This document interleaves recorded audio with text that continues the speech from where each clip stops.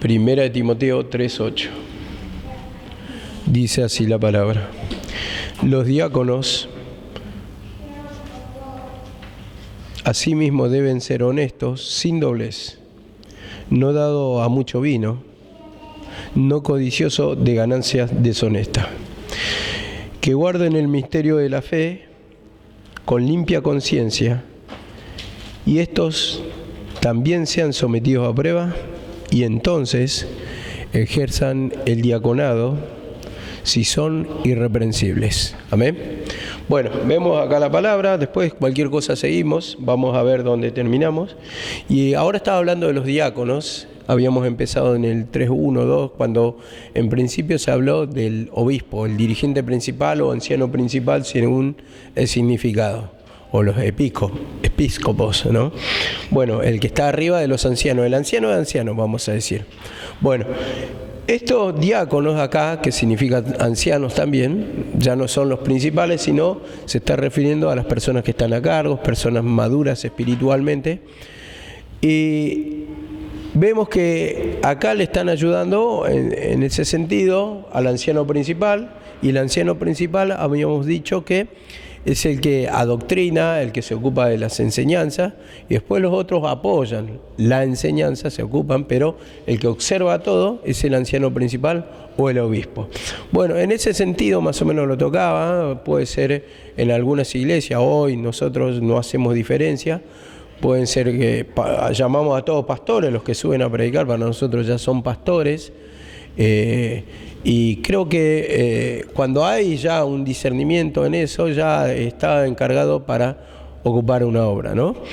Dice así la palabra: los diáconos asimismo deben ser honestos, sin doblez, no dados a mucho vino, no codicioso de ganancias deshonestas. Vemos acá la palabra, no codicioso de ganancias deshonestas. Entonces, la primera parte, o el primer requisito que pide acá a los ancianos, los asistentes del anciano principal, al encargado, a los servidores o a los ayudantes, bueno, tiene mucho significado en sí. Bueno, deben ser, dice, honestos. Entonces, esta palabra de honestidad, como dice acá la palabra de Dios, entonces le damos el significado de que justamente esa honestidad tiene que ver con una forma de conducirse, con una forma honesta, no guardando nada, sin hacer cosas con doble intención. Entonces habla de la honestidad que no va a querer sacar ventaja para su provecho personal. Entonces, de ese punto de vista vamos a tocar la honestidad, ¿no? Porque muchas veces, cuando uno le dan un cargo, entonces, cuando suben el cargo, lo que quiere es aprovecharse del cargo, sacar rédito, sacar ventaja, o simplemente no sube con esa intención, pero cuando uno llega a ocupar los cargos, entonces ahí ya es como que se manifiestan algunos tipos de pecados, como aprovechando el cargo, la autoridad, entonces puede empezar el señorío, puede empezar un montón de cosas, ¿no? La cuestión es que debe ser honesto, o debe conducirse honestamente, o ser honrado en la forma de conducirse, y esto es lo que está apuntando acá la palabra cuando dice de los diáconos. La definición, cuando lo tocamos también, ¿no?, en el 3.2, y vamos al 3.2, cuando hablaba de la honestidad. ¿Usted tiene el significado ahí de la honestidad? Pues yo lo había dado. Acá en esta versión dice sobrio, honesto, no lo toca honesto en la primera parte. Bueno, amable, apacible, bueno.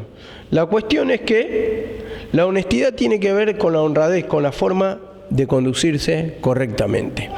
Entonces, ahí es cuando nosotros tenemos que meditar también nuestra condición, ¿no? Cuando tenemos cargos, de que el Señor nos ponga esa honestidad, esa forma de conducirse correctamente.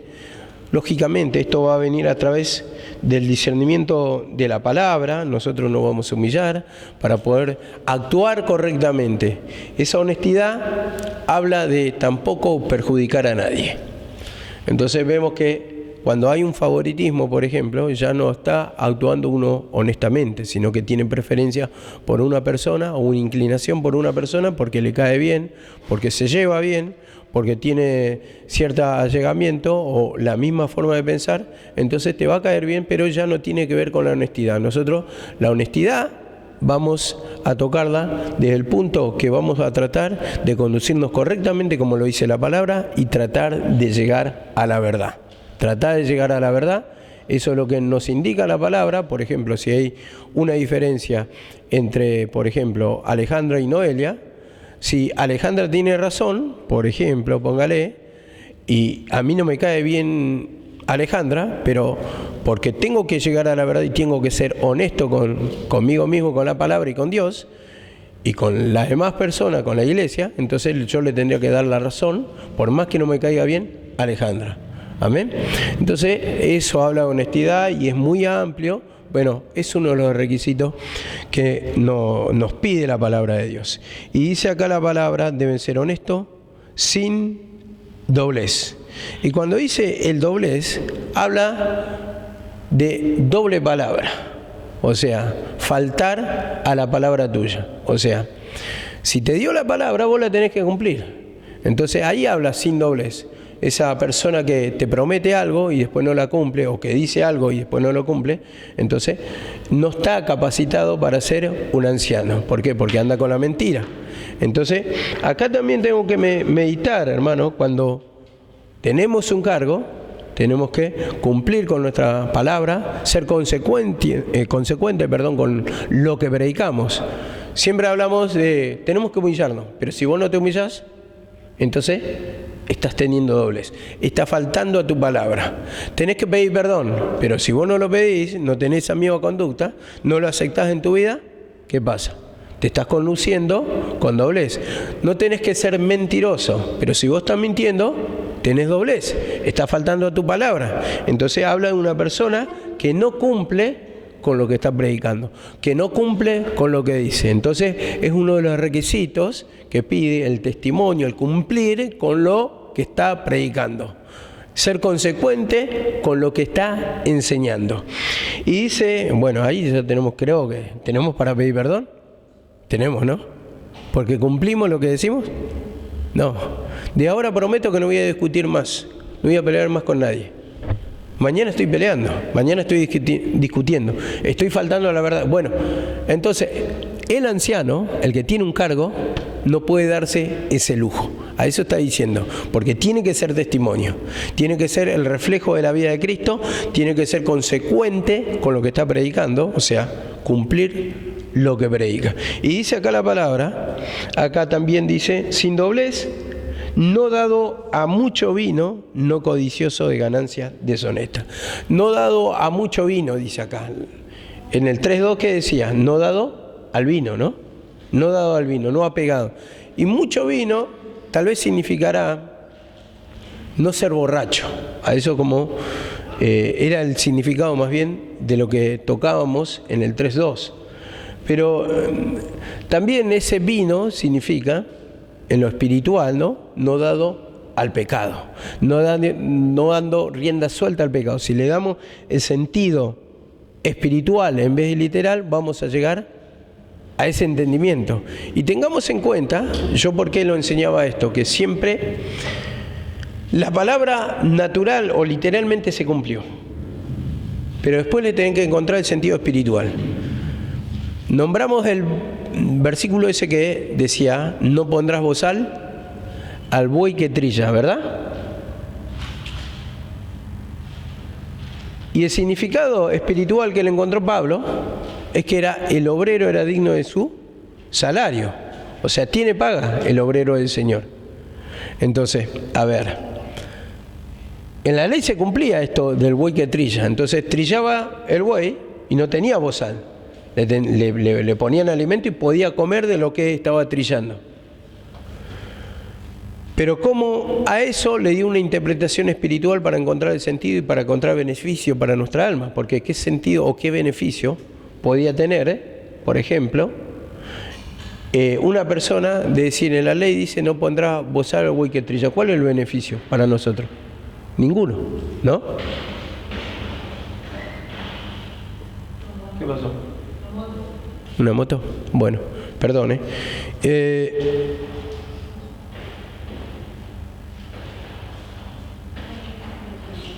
tal vez sea una moto, ¿no? No, no es una moto. No es una moto para... Bueno, la cuestión, bueno, este es el sentido, Argentina 2022.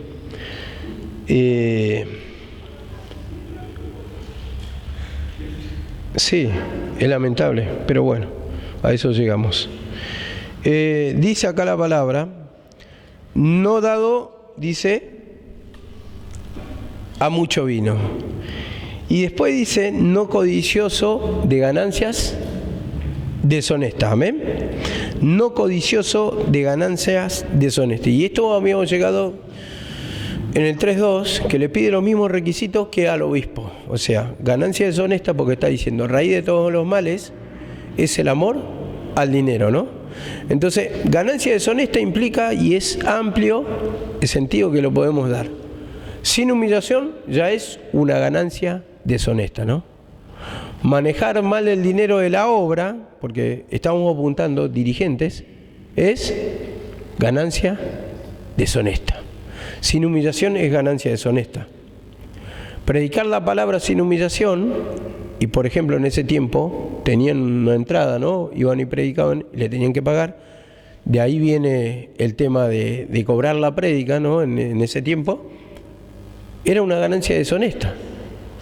Ellos cuando predicaban la ley, a los fariseos, ¿cómo lo tenía Pablo? ¿Cómo? Hombres que ganaban deshonestamente la palabra. ¿Por qué? Porque no estaban predicando la verdad, no estaban predicando al Cristo, más bien lo negaban. Entonces eso era ganancia deshonesta. Pero en el sentido de manejar una obra, también hay ganancia deshonesta cuando nosotros lo manejamos mal o hay falta de humillación. Cuando hay falta de humillación, entonces van a hacer ese amor al dinero. Entonces ahí vamos a tener también un mal manejo, un mal gasto, un mal repartir, un mal todo. Entonces ahí empiezan los conflictos a la obra, ¿no? Porque uno quiere más que otro. Uno ve más prioridades, y las prioridades cuando uno no se humilla las va a ver todo para uno, ¿no? Va a querer todo para uno, ¿no?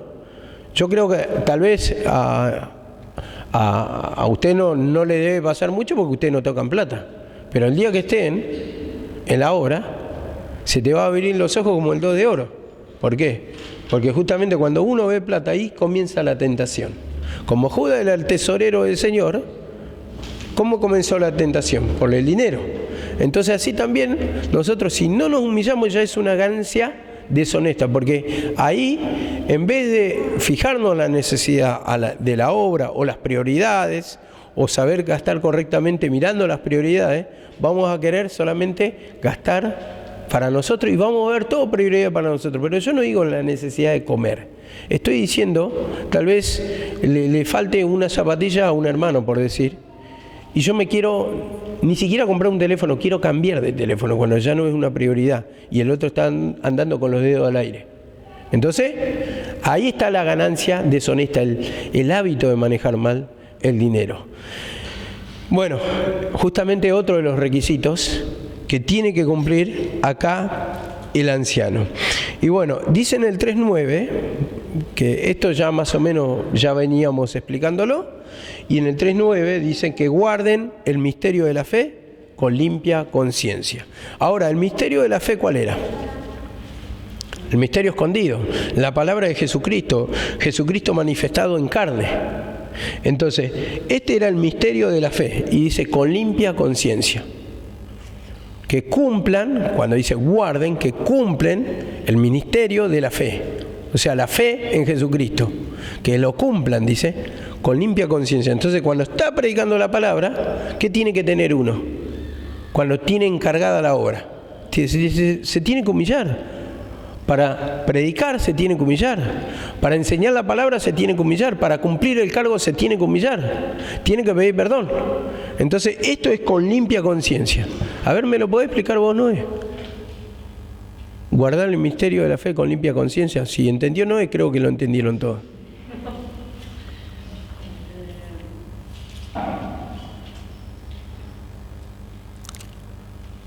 En guardar tu palabra. Comparar la palabra guardar, ¿qué es? Cumplir. Eso quiere decir guardar, cumplir. Después, con limpia conciencia. Que cumplan el misterio de la fe, cumplan la palabra, o sea que se humillen para poder cumplirla, con limpia conciencia, que es humillación, limpieza del alma. Entonces dice acá la palabra, y en otra versión dice así, que guarden el misterio, sí, es lo mismo, dice. Entonces, vemos acá limpia conciencia o misterio, la palabra misterio, más bien vamos a explicarlo, que misterio quiere decir una cosa oculta o escondida, y en ese tiempo estaba escondido, estaba oculto. ¿Por qué? Porque las doctrinas del Antiguo Testamento aún no habían sido reveladas. ¿A quién se le revela? A mí me fue encomendado, dice Pablo. Entonces le fue revelado a él. Entonces vemos acá, esto me lleva a 1 de Timoteo 1:19. 1 de Timoteo 1:19. El misterio de la fe. ¿Amén? Porque si esto, las palabras estas no las pueden explicar, no pueden entender, entonces no se puede desarrollar el mensaje. Entonces, por lo tanto, ¿qué vas a decir en tu oración? ¿O qué vas a pedir? Vas a pedir por tu tormento, lo que no alcanzás, pero nunca vas a discernir más allá. No vas a pedir como Salomón, Señor, dame sabiduría. ¿Qué vas a pedir? Todo lo material, lo que no se te da. Entonces tu vista va a estar hasta ahí, en lo material, en tus necesidades. Pero no te vas a enfocar en tu necesidad del alma profunda. Dame entendimiento, Señor, para poder gobernar a este pueblo tan grande. Y como dice, por el entendimiento que le dio a Salomón, porque me has pedido esto, no solamente esto te voy a dar, sino también te voy a añadir riqueza y gloria, ¿no? Y poder. Entonces le añadió lo otro, porque dice, buscad primeramente el reino de Dios, su justicia, y las demás cosas serán añadidas. A veces uno está en el mundo, ¿no?, y viene cargado de cosas, en el sentido que, por ejemplo, es muy amante de lo material o está todos los días afanado, ocupado. Y viene tan atormentado, Señor, perdóname, tormenta, bla, bla, bla, bla, y va pidiendo. Y opresiones, carga, dolor de cabeza, y pide desesperadamente. Pero no le pide el conocimiento de la palabra para poder discernir su pecado. Porque al no tener conocimiento va a ir reincide otra vez. Y piensa que todo el tiempo que viene atormentado se tiene que descargar y usa como una descarga simplemente la hora de la oración, pero no tiene conocimiento y vuelve a caer lo mismo. Entonces no avanza espiritualmente. Por eso primeramente nos insta la palabra a tener conocimiento. Entonces en el conocimiento vas a tener convicción de pecado porque lo ves claramente. Entonces tu oración va a ser más profunda, vas a saber qué pedir. Y entonces si vos te interesás por la limpieza de tu alma, por conocer más de la sabiduría de Dios, entonces ¿qué va a pasar? Por consecuencia vienen las bendiciones. Mira, si a vos no te importa la palabra, simplemente te querés descargar, como dice, la oración es abominable, porque aparta su oído para no oír o cumplir la ley. Entonces, después va a tener un tormento. A ver, ponele en el caso que venga Noelia y empieza a orar, y Señor, quiero a mis hijos, quiero recuperar a mi familia, bla, bla, bla, bla, bla. Así desesperadamente, y claro, y uno quiere a los hijos. Es la voluntad del Señor eso, que recupere, ¿no? Pero si no hay interés de la palabra, esa misma familia que le añade después, los chicos le van a servir de tormento, en el sentido que ella no está preparada espiritualmente con la palabra y va a tomar todo mal, que los chicos son opresión, que son pérdida de tiempo, que son carga, que me ponen tropiezo, que se portan mal. Y sabemos por la palabra que él dice que los hijos son bendición de Dios.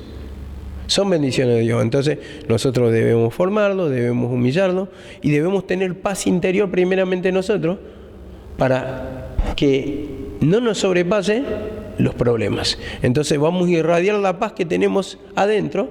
Entonces Satanás, por más que quiera venir con esos dardos satánicos, no nos va a atormentar. Por eso vemos que cuando una persona está mal, le atormentan los hijos, porque está mal de acá, no tiene paz interior. Y una persona que tiene paz interior tiene una paciencia bárbara y va a poder gobernar con mansedumbre a sus hijos. ¿Por qué? Porque está bien interiormente. Amén. Entonces se va humillando. Entonces, primeramente, la sabiduría. Y como dice acá en 1 de Timoteo 1:19, dice, guardando la fe y una buena conciencia, que algunos han rechazado y naufragaron en lo que toca a la fe. Esta primera parte quiero destacar, guardando, dice, en el mismo libro de Timoteo que estamos leyendo, pero el capítulo 1, guardando la fe o cumpliendo el ministerio de la fe o predicando la fe, pero dice con una buena conciencia, o sea, con limpieza, con humillación, con confesión de pecados. Entonces, no mezquindad de pecado, eso está diciendo, porque todos tenemos pecados, sí, pero el Señor lo que condena es la mezquindad. Cuando tenés conocimiento y vos lo mezquinás y sabés que es pecado y volvés a reincidir, entonces eso es lo que está condenando. Y en eso tenemos que pedir perdón.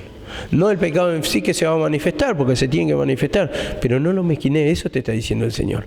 Y 3:16 de 1 de Timoteo,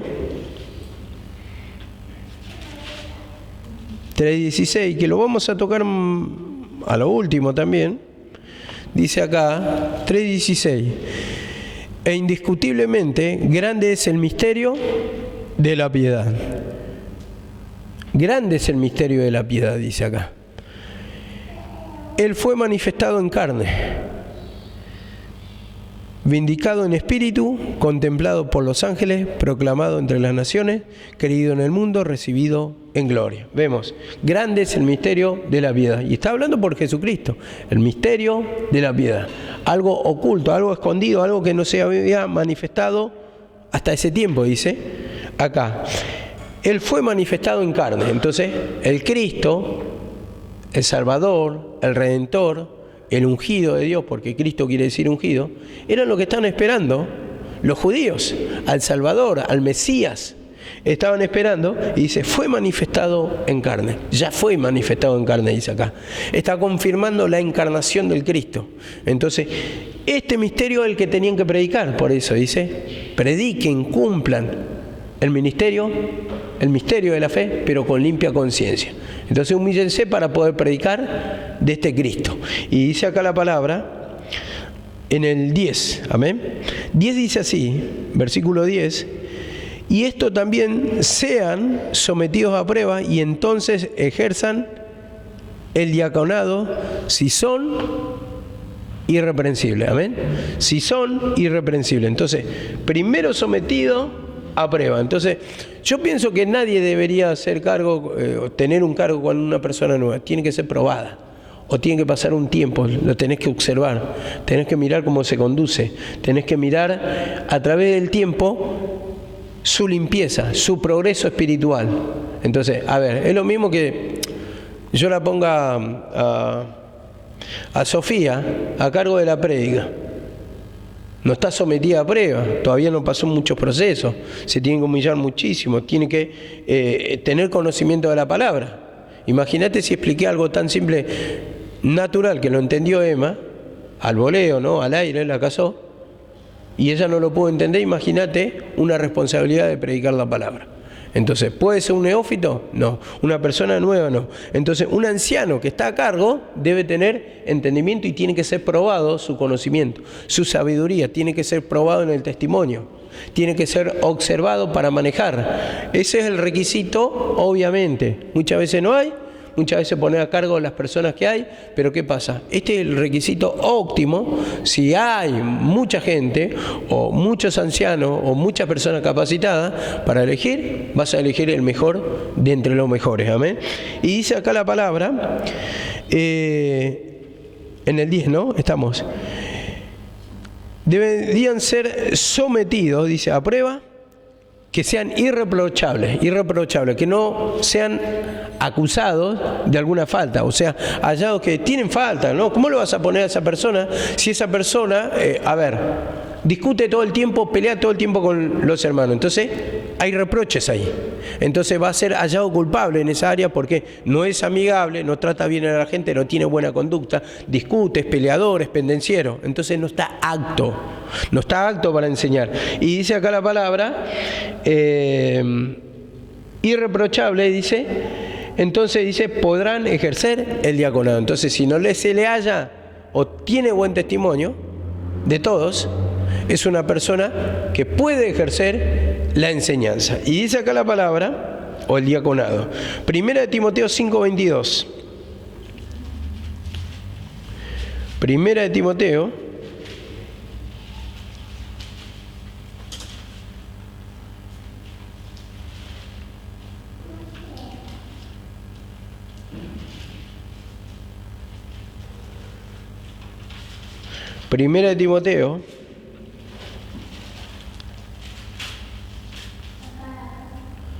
5:22, ¿verdad? Dice acá la palabra,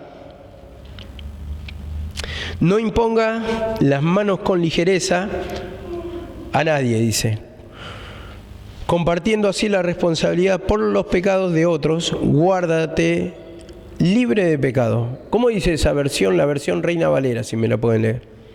No imponga con ligereza las manos a ninguno y participes en pecados ajenos. Dice, a ninguno. Entonces, ese imponer con ligereza, ya lo había enseñado Karina, se había enseñado largamente acá, es no levantar a ninguna persona apresuradamente. ¿Por qué? Porque primeramente tiene que tener una conducta, a través del tiempo se ve la humillación, se ve el progreso espiritual, no es simplemente un quebrantamiento que tuvo un día y lo vamos a poner, wow, cómo oró, se está humillando. No, tiene que pasar un proceso de tiempo para ser confiable a esa persona. Y dice, no levantes a ninguno rápidamente, no imponga con ligereza tu mano. ¿Por qué? Imponer con ligereza las manos. ¿Se acuerdan cómo había explicado también Karina? Que se le oraba a las personas, como a Timoteo cuando le levantaron, le impusieron las manos, dice. Entonces, eso quiere decir levantar un ministerio. Entonces, imponían que era la mano, hablaba de transmisión, y ahí le estaba conduciendo el poder de Dios, la responsabilidad del cargo. Entonces, o habla también de la mano de Dios poniendo a esa persona. Entonces, dice que no se haga esto con apresuramiento. Tenés que observar, tenés que ser paciente, mirar quién, por ejemplo, cumple con las condiciones. Entonces, le pedía todos estos requisitos a los ancianos y tenía que ser probado y después de un tiempo ser levantado. Eso es lo mejor que se puede hacer, hermano, porque cuando vos levantás a una persona que no está siendo aprobada, simplemente, un fuego, no le ha pasado así, que siente la presencia, se liberta, cómo sintió el fuego de Dios, cómo sintió, qué bien. A los 5 minutos está peleando, a los 5 minutos está discutiendo, y una persona así no sirve para manejar gente.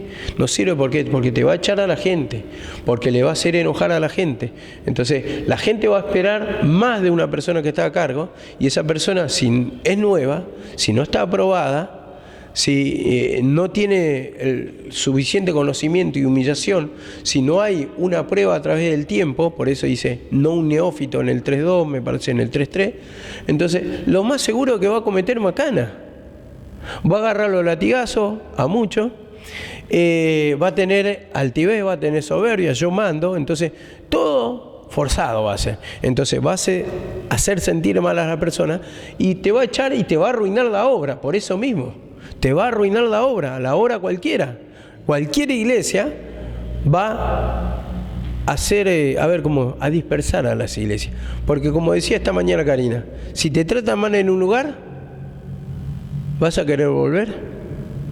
Yo no quiero volver. A mí se me atienden mal. Si me siento, por más que no me digan nada, pero me siento un poco mal, no me ofrecen un vaso de agua ni nada, ni me ofrecen un asiento, me siento echado.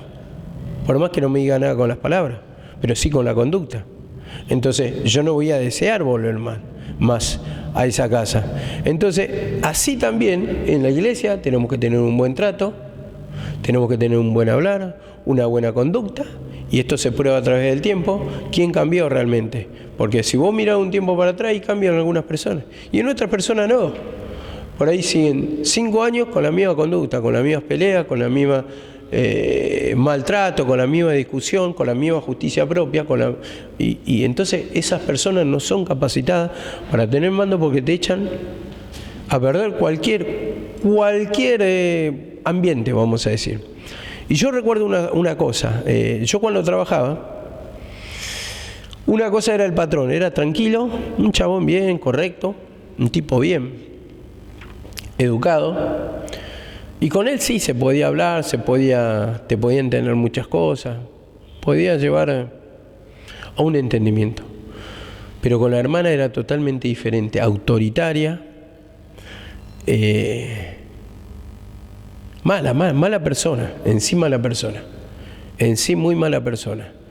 Y yo se lo había dicho al muchacho, vos sos diferente a tu hermana nada que ver con vos. Porque donde ella estaba en el sector, había tensión, había discusión, había maltrato, había un montón de cosas, había griterío, te gritaba, te decían malas cosas. Entonces, a ver, yo creo que cualquier persona que manda, para saber mandar hay que saber mandar. Y no es mandar a los gritos, es saber mandar a la persona. Y cuando sabes mandar, le hablas correctamente, te dirigís correctamente, no con griterío. Una persona que grita, una persona impulsiva, arruina todo el ambiente. ¿Vieron que cuando vos querés una autoridad que sea inflexible porque la gente es terrible? Y no voy a ser despectivo con lo que digo. Ponen a una mujer. Cuando querés que se cumpla a rajatabla todo. Pero cuando querés que el ambiente sea ameno, que hay muchos hombres, entonces tenés que poner un hombre. Vos pones una mujer a donde están los hombres y te pudre todo el ambiente. ¿Por qué? Porque le falta respeto, no guarda códigos. Y por ejemplo, o con una persona nueva, cuando pones un joven, a veces que es impulsivo, andá a mandarle a una persona grande o le decís mal. ¿Qué pasa la mayoría de las veces? Y yo lo vi esto. Había un muchacho que trabajaba con nosotros, que le decíamos el correntino, yo no me acuerdo el nombre. Y había un tano grandote, que apellido Colpo, que era bastante prepotente, era el capataz, y no sé qué fue y le dijo. La cosa es que este muchacho correntino se enojó, lo agarró solo en un sector de la fábrica, le llenó la cara de dedos, por supuesto lo echaron, pero lo arruinó a trompadas al tipo, lo arruinó a trompadas. ¿Por qué? Porque este correntino es una persona grande, y las personas grandes no se bancan el maltrato, no se banca el maltrato. Vos le vas a hablar correctamente, te lo va a entender, pero cuando vas con griterío, lo más probable es que te metan una trompada. En el ambiente, digamos, de la persona de la vida natural, estoy diciendo eso, en el ambiente laboral. A un pibito le podés gritar a veces y agacha la cabeza, como a mí me ha pasado, que me habían maltratado en el trabajo, y agachaba la cabeza, porque yo era pibito, tenía 18 años, 20, pero un día uno me quiso sobrar, y ya era mucho más grande, mucho más entendido, y cuando me sobró, en realidad no le quería dar, pero agarré un caño y le di en la cabeza. Me echaron, sí, me echaron. Cobré poco y nada, le rompí la cabeza, bueno, en mi impulso, ¿no? Porque justamente de esto estoy enseñando, que una persona, cuando está a cargo, tiene que saber mandar, tiene que ser paciente. No podés manejar a todo con griterío, porque un día se te paran de mano y la vas a pasar mal. A eso es lo que voy. No estoy incitando a la violencia, porque parece que se entendería como violento esto lo que estoy diciendo. Pero en el ambiente natural es así. En el ambiente de la vida es así. Cuando te maltratan, cuando te sobran, no va a faltar el que se te pare de mano o el que te quiera pelear. Entonces por eso nosotros tenemos, si aspiramos a ser dirigentes, primeramente moldeemos a través de la humillación nuestro carácter. Porque se te van a levantar, y si se te levantan todo el tiempo, no es porque todas las personas son rebeldes, es por algo es que algo tenemos nosotros de señorío, de querer sobrar, o a veces no de querer sobrar, pero mandar mal, de decir mal las cosas. Y de ahí viene la discusión, los pleitos y el mal ambiente. Entonces es recíproco esto. Amén. Dice 3:11. Uf.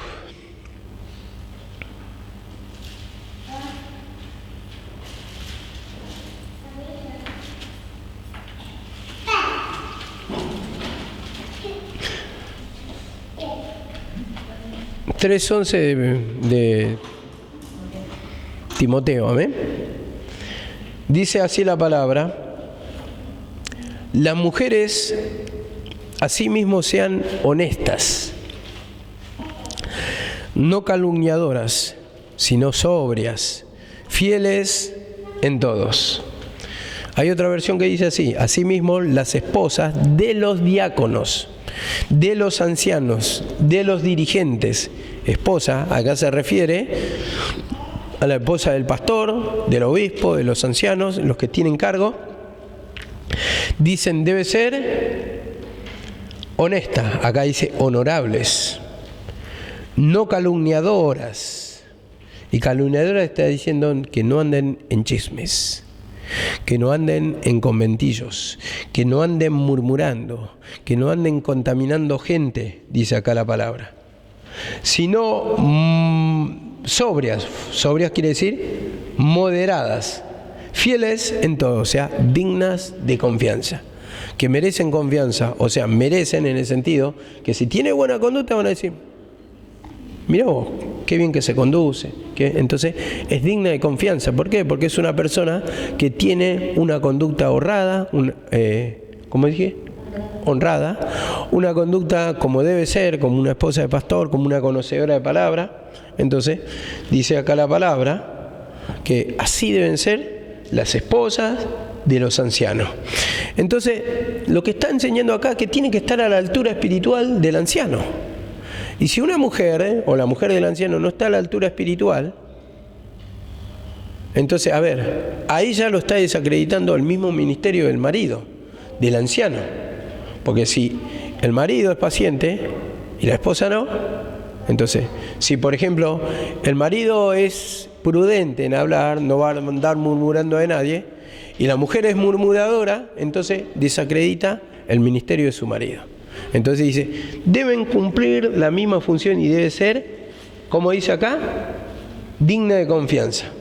Digna de confianza. Y cuando dice honesta, dice, también se traduce como la capacidad, hermano, de mantener la calma, la serenidad en todas las cuestiones.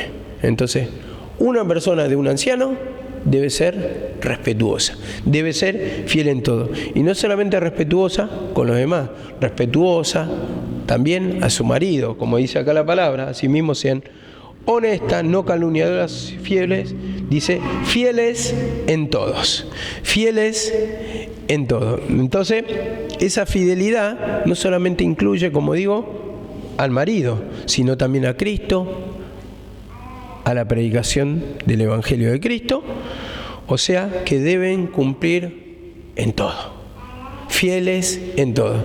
Entonces, esa es la condición que le pide a la mujer, porque a veces parece que se le pide al pastor nomás, ¿no? Siempre hablamos del pastor, siempre hablamos de los hijos del pastor, pero ¿qué tal? Acá lo está diciendo la mujer. No peleadora, no pendenciera, no discutidora, fieles en todo. Entonces, eso es lo que tiene que meditar uno, a ver si lo está cumpliendo, si está entrando en una discusión, si es digna de confianza. A ver, y esto de que también muchas veces va a la justicia propia, ¿no? Justicia propia lo decimos, cuando vos te defendés con palabras, en el sentido de que sabes que no vas a ganar la pelea, que no la podés, que se está poniendo caliente la pelea, vamos a decir, la discusión, es preferible muchas veces perder. Tranquilo. Porque cuando querés aclarar a una persona que no se quiere humillar, no le vas a aclarar. Entonces también habla de vos como persona. Bueno, ¿está bien? Lo dejamos acá, tenés razón. Toc. Y si te sigue, cállate. Cállate. Entonces, ¿qué pasa? Ahí estás cumpliendo como mujer también. Ahí estás cumpliendo los requisitos de que si algún día te da un dirigente, un obispo, un pastor como marido, vos vas a estar a la misma altura. Vas a poder enseñar la palabra, pero también vas a ser digna de respeto. Entonces les pide a todos acá justamente ese requisito, podemos decir, ¿no? Y bueno, esto dice en Tito 2.3 también. En Tito 2.3 dice algo parecido.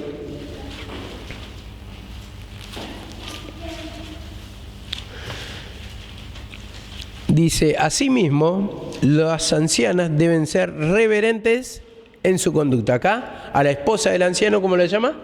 Anciana. Debe ser reverentes en su conducta, no calumniadoras, no esclavas del vino, que enseñen lo bueno. Dice, no calumniadoras, no murmuradoras, no chismosa, no esclava del pecado. O esclava del vino se refiere a esclava del pecado, que enseñen lo bueno, que enseñen que la palabra, no murmuraciones, no contención, no detractar la personalidad de otro. Entonces cuando entra en esa murmuración, justamente no estás cumpliendo con estos requisitos.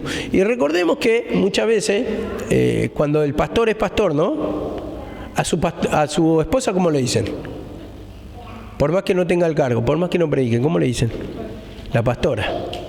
Entonces, justamente, aunque sea por nombre, aunque no predique la palabra, porque acá ella no predica, y tengan en cuenta que viene en el Antiguo Testamento. Yo no sé si acá, pero sí que en el Antiguo Testamento la mujer no hablaba en la congregación, no predicaba. Entonces, por lo menos por conducta tenía que guardar esos requisitos, los tenía que cumplir. Entonces así, aunque la mujer del anciano no esté predicando, tiene que guardar conducta. Esto nos enseña. Conducta. O sea, para eso debe humillarse. Dice la palabra, ¿no? Porque por más que no sepa la palabra, el necio cuando calla es contado por sabio. Es contado por sabio. Si no sabe la palabra, tu conducta al menos, aunque vos no sepas la palabra, tu conducta tiene que decir mucho de vos. Entonces, esto es lo que enseña acá la palabra. La conducta. Porque muchos dicen, bueno, yo no sé predicar, o no sé hablar, o me da miedo, o no sé la profundidad. Pero tu conducta, ese también es el tema. La conducta como debe ser. Entonces, sabemos por palabra, tal vez no tenemos la confianza suficiente para manejarnos, para conducirnos en una obra, pero ¿qué pasa? Tu conducta debe ser lo que manda la palabra del Señor. No calumniadora, no pendenciera, sujeta. Y lo que menos hay sujeción. La rebeldía que está, no, nadie te manda a contender. Por más que yo no tenga razón, si hay una sujeción, una mujer, ¿qué tiene que hacer? ¿Qué tiene que hacer la mujer? Callar, dice ahí, ¿no? Y así en todo sentido, en el hombre también, si hay una sujeción hacia la hermana, hacia el hermano, porque dice, está sujeto con todo, ¿qué tiene que hacer? Tiene que callar. Pero acá como lo enseña la mujer, simplemente quiero evidenciar a las mujeres, ¿qué espíritu tienen? ¿O la quieren seguir? ¿O queremos seguir discutiendo? ¿Queremos seguir discutiendo? ¿Queremos seguir peleando? Entonces, si vos sos un sujeto con una persona que es, por ejemplo a mí, yo soy un extraño para usted. Por más que seamos hermanos en Cristo, espiritual, soy un extraño para usted.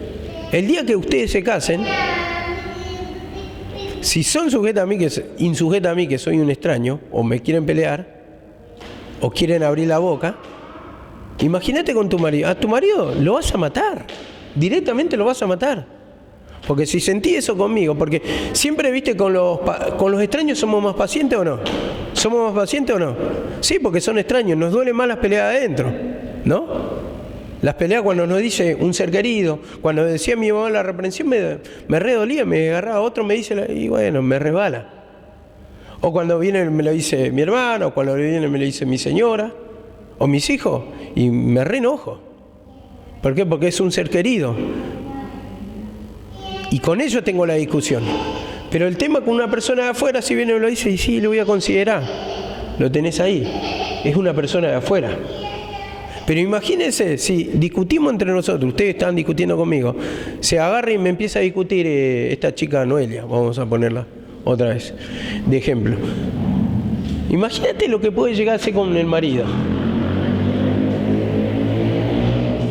Va a ser, ese cuarto puede llegar a ser un ring de boxeo, tranquilamente.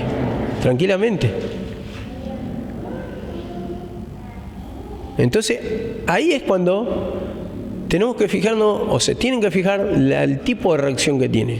Insujeciones, nos paramos de mano, justicia propia, pelea, un gancho de derecha, un uppercut, no sé si como en el uppercut, pero a ver, sacás un cortito. ¡Tuc! Entonces, el tema es que la rebeldía que siente. Entonces la mujer le pide sujeción. Por nombrar a la mujer acá. Cuando le pide al hombre, le pide al hombre. Cuando le piden los hijos, le pide a los hijos. No me la estoy tomando con la mujer, pero digo, ¿cómo es el espíritu que sentís? Entonces, acá, humillación. Humillación. Esto es lo que está pidiendo en este versículo. Y bueno, vamos a dejarlo ahí porque se me va a pasar el tiempo y mañana seguimos con la otra parte. Y vamos a terminar el capítulo 3 esta semana. Amén. Que el Señor les bendiga.